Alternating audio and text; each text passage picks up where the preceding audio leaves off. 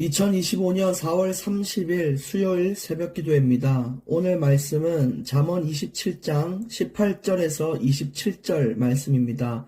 잠언 27장 18절에서 27절 말씀입니다. 말씀의 제목은 무화과 나무를 지키는 자, 무화과 나무를 지키는 자입니다. 여러분, 18절 말씀부터 함께 보겠습니다. 무화과 나무를 지키는 자는 그 과실을 먹고 자기 주인에게 시종드는 자는 영화를 얻느니라. 여러분, 이 무화과 나무라는 것이 이 나무 한 그루를 지킨다는 것이 여러분도 알겠지만 대단한 일이나 큰 일은 아니라고 느껴지실 겁니다. 그러나 주인이 내게 맡겨주신 이런 나무를 지키라는 역할과 이런 사명을 성실하게 책임감 있게 맡아서 행하는 자는 주인에게 존귀함을 얻게 됩니다. 그것처럼 하나님은 우리의 인생의 주인이신데 각 사람들에게 필요한 역할과 책임을 주셨습니다. 사회에서도 주셨고 교회에서도 주셨고 가정과 또 개인적으로도 주셨단 말이에요. 그런데 우리가 내게 주신 하나님 주신 이 역할과 책임 사명이 각자 다르겠지만 그것이 누가 크고 누가 더 대단하고가 상관없이 하나님이 내게 주신 것을 참 감사함으로 받고 거기에 대해서 어떤 분량의 역할이든지 책임을 다해서 성실하게 행하는 자는 하나님께 존귀함을 받고 또 많은 사람들에게 존귀함을 받게 되는 것입니다. 하나님의 일에는 크고 작은 것이 없습니다. 하나님이 내게 저기 밭에 있는 잔디를 지켜라 라고 해도 그 잔디 지키는 것이 세상에서 그 어떤 일보다 위대한 일이라는 것입니다. 그러니까 저와 여러분은 결코 작은 인생이 아니라 하나님이 주신 책임과 사명을 따라 사는 아주 복된 인생을 살고 있는 것입니다.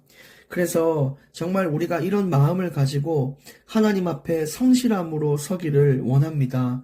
교회에서 내가 맡은 자리, 또 내게 주신 하나님의 맡겨주신 복, 자녀를 돌보는 것들, 남편을 또 돕고 또 아내를 사랑하고 각자에게 주어진 이 사명을 이것은 별일이 아니다라고 생각하지 말고 이것은 하나님이 주신 아주 복된 주인이 나를 믿어서 맡겨주신 아주 복된 일이다라고 생각을 하며 저와 여러분 개인이 가지고 있는 무화과 나무를 지키는 그 놀라운 응답과 은혜가 우리에게 넘쳐지기를 원합니다. 원래 사소한 것을 잘하는 사람들이 어디에서나 인정받게 되고 아주 중요한 자리에 서게 되는 것입니다. 현대그룹 정주영 회장은 쌀을 파는 그 일에서부터 자신을 입증해 나가기 시작했습니다. 자전거도 탈 수 없는 회장이 자기가 탈 수 있다고 얘기하면서 맡은 쌀을 배달을 하는데 자전거가 서투니까 가면서 수십 번씩 넘어져 가면서 얼굴 다 까져가면서 쌀을 배달을 했다고 해요. 일이 서툴고 느리고 남들이 볼 때는 참 미련하다라고 생각할 수 있겠지만 자기에게 주어진 역할의 책임을 그 쌀 파는 일을 다 했던 정주영 회장, 그런 사람에게 현대그룹이라는 놀라운 자리를 하나님 허락하셨습니다. 그런 것처럼 우리도 가장 작은 것, 가장 낮은 자리에서부터 성실과 책임을 다해 하나님이 내 인생에 주신 무화과 나무를 지키는 일을 다할 수 있어야 될 것입니다. 19절, 물에 비치면 얼굴이 서로 같은 것 같이 사람의 마음도 서로 비치느니라. 여러분, 우리가 사람마다 얼굴 표정이 다르잖아요. 어떤 사람은 얼굴이 항상 웃고 있고 어떤 사람은 늘 화가 나 있는 사람이 있습니다. 근데 얼굴로 우리가 사람을 판단할 수는 없는 것이죠. 왜냐? 어떤 사람은 심성이 굉장히 곱고 여린데 얼굴이 우락부락하면서 무서운 얼굴을 하고 있는 사람이 있을 수 있어요. 그런데 그런 사람을 얼굴로 판단할 것이 아니라 서로의 관계 속에서 서로의 대화와 그 내면과 내면이 만나는 그 자리에서 그 사람을 투명하게 비춰볼 수 있다는 것입니다. 그래서 여러분, 우리가 외모로 사람을 평가할 것이 아니라 그 사람과의 관계와 교제 속에서 그 사람을 투명하게 볼 수 있는 그런 사람들이 돼야 됩니다. 그때 올바른 분별이 우리에게 적용이 되는 것이죠.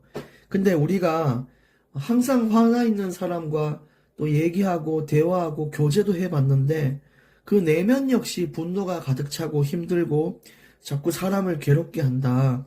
그러면 우리가 지혜롭게 피할 수 있는 그런 지혜가 필요합니다. 어제 말씀드렸는 것처럼 그런 사람을 바꿀 수도 없고 그런 사람을 제어하는 것은 27장 16절에도 말씀하셨죠.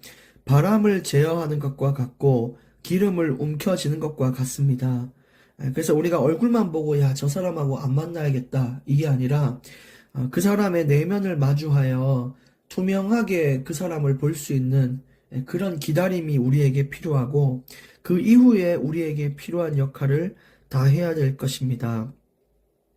여러분, 남들이 우리를 투명하게 봤을 때에도 참 맑고 순수한 사람으로 참 건강하고 괜찮은 사람으로 보여질 수 있는 그런 지혜가, 그런 은혜가 우리 삶에 넘쳐나기를 정말 원합니다. 20절, 스올과 아바도는 만족함이 없고 사람의 눈도 만족함이 없느니라. 이 스올은 우리 모두가 죽으면 가는, 이 사람이 죽으면 가는 장소가 주로 스올이라고 쓰여지고요. 아바도는 파멸의 자리 혹은 파멸을 이끄는 존재를 말하기도 합니다.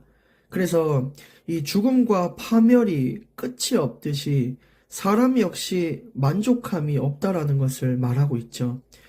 차도 바꾸면 또 바꾸고 싶고 휴대폰도 그렇고 머리도 그렇고 항상 사람은 만족함이 없이 자꾸 더라는 것을 추구하며 나아가게 됩니다.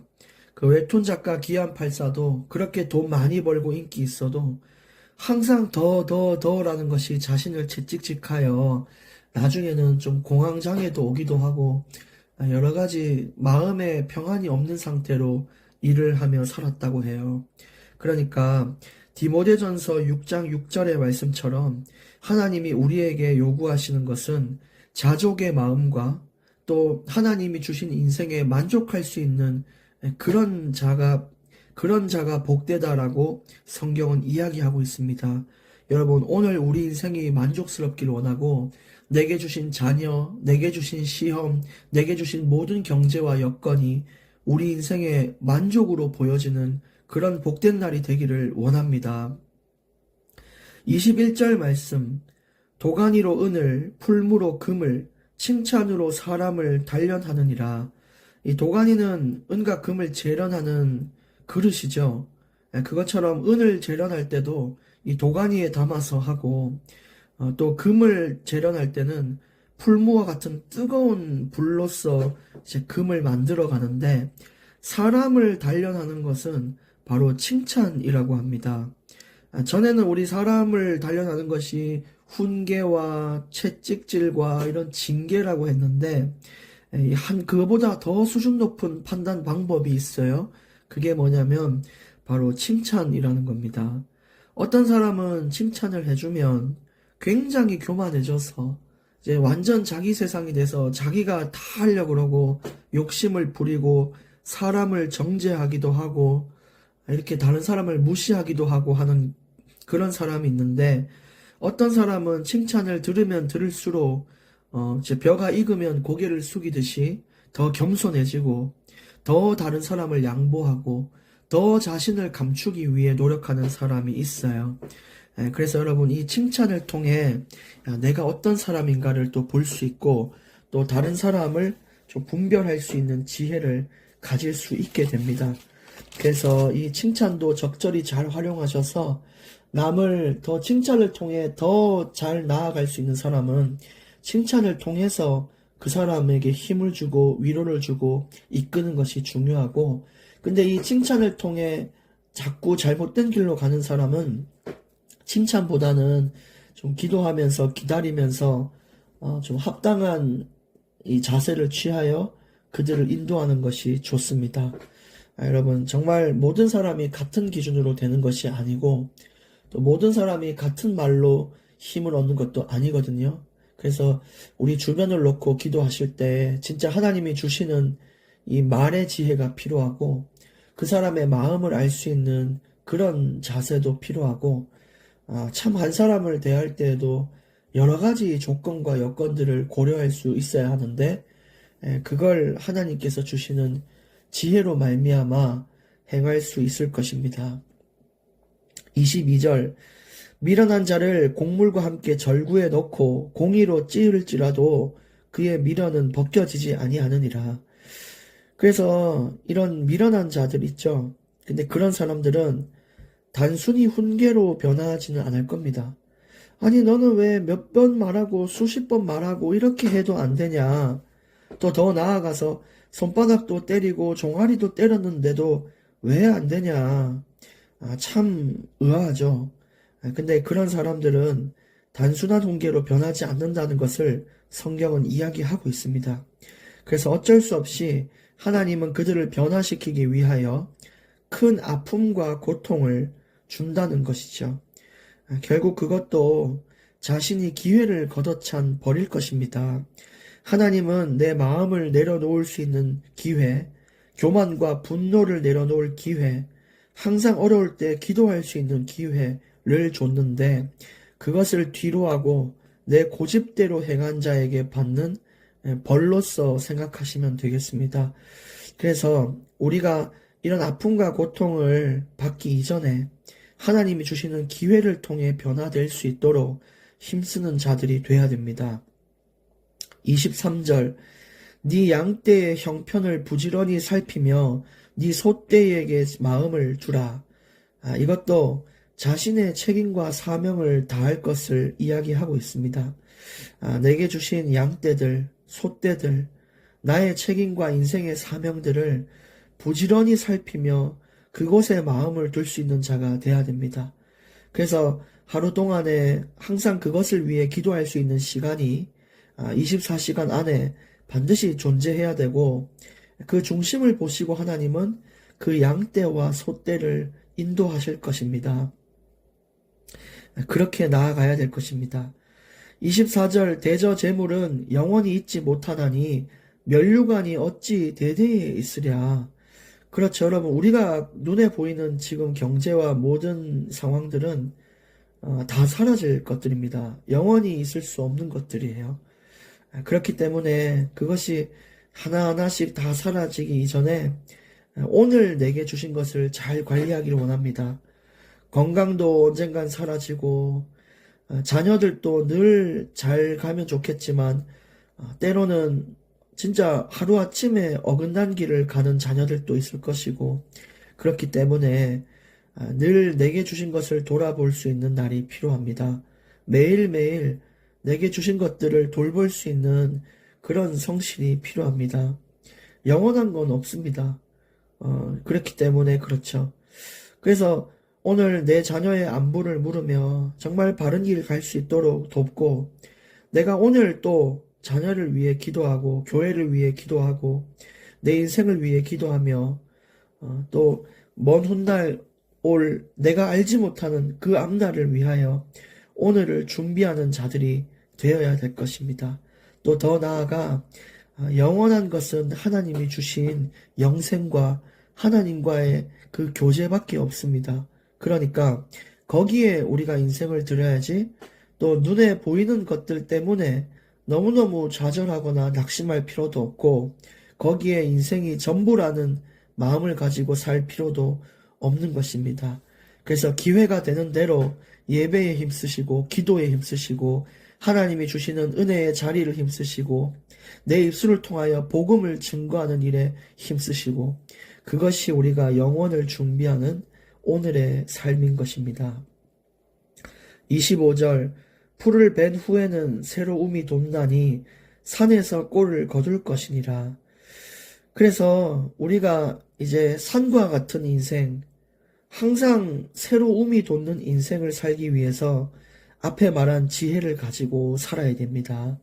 하나님 말씀대로 살고 오늘을 게을리 살지 않으며 미래를 대비하고 하나님 주신 기회를 놓치지 않으며 또 사람을 분별할 때에 정말 내 판단, 내 고집대로 하지 아니하고 내 뜻과 경험에 의지하여 인생을 살지 아니하고 이런 자들이 지혜로운 자인데 이렇게 사는 삶은 끝없이 내 삶이 채워지는 새로움이 돋는 인생을 살게 되는 것입니다. 내 인생에 뭔가 배워지고 버릴 건 버려지고 이렇게 해도 결국 새로운 움이 돋으며 내 삶에 새로운 응답들이 채워져 나가는 것. 그게 지혜로운 자의 인생입니다. 또 아닌 것 같은 만남을 정리해 나갈 때에도 하나님은 더 크고 새로운 만남을 통하여 움이 돋는 응답을 주시는 것이죠. 26절 어린 양의 털은 네 옷이 되며 염소는 밭을 사는 값이 된다.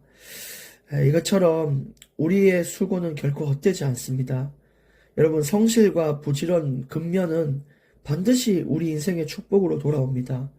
내가 처음에 양과 염소를 키울 때는 너무너무 힘들고 성실 책임이 내게 크게 주어지지만 결국 이 양은 내가 입는 따뜻한 옷이 될 것이며 또 내가 밭을 살 때 밭의 값이 되는 염소가 된다는 것입니다. 전부 우리에게 돌아오는 응답이 되는 것입니다. 오늘 하나님을 위해 내가 내 인생을 절제하고 삼가하며 사는 것, 그리스도인으로 산다는 것, 내 십자가를 지고 사람들의 핍박 속에서도 믿음을 지키며 예배의 자리에 섰던 것, 그 모든 것들은 내 인생의 축복으로 하나님이 허락하실 것임을 우리는 믿어야 될 것입니다. 오늘 마지막 27절 말씀입니다. 염소의 젖은 넉넉하여 너와 네 집이 음식이 되며 내 여종의 먹을 것이 되느니라. 결국 이렇게 받은 응답은 나만 잘 되는 응답이 아닙니다. 너와 네 집이 살아나게 될 것이며 네 여종까지 먹을 것이 될 것이다. 결국 우리 주변 모두를 살리는 축복, 그 셈의 근원이 지혜로부터 시작됩니다. 떠내도 계속 땅에서 솟아올라오는 우물과 같이 인생의 목마름을 해소하고 모든 사람도 그 물을 마실 수 있는 그 복의 근원인 인생이 나에게 주어질 것입니다. 그러므로 오늘 결론의 말씀, 오늘을 지키는 자가 되자. 오늘 내게 주신 사명, 내게 주신 책임을 지키는 자 돼야 됩니다. 어떤 작은 일일지라도 그걸 할 수 있는 인생이 돼야 됩니다. 길 가다가 쓰레기 하나 줍는 인생이 만약에 하나님이 주신 사명이다. 그러면 그것이 세상에서 가장 위대한 일인 것입니다. 그리고 하나님의 자녀의 자존감을 잃지 않고 오늘을 살아가십시오. 하나님은 내 인생을 내가 스스로 바꾸고 내가 스스로 변화시킬 수 있는 기회를 주셨습니다. 그 기회가 뭐냐? 말씀이고 오늘의 이 잠언의 말씀인 것입니다. 여러분 도전하십시오. 모든 것이 하나님으로 말미암아 진행되지만 하나님이 우리 스스로에게 기회를 주셔서 내가 내 인생을 바꿀 수 있는 기회를 허락하신 날이 바로 오늘입니다. 여러분 승리하십시오. 하나님 감사합니다.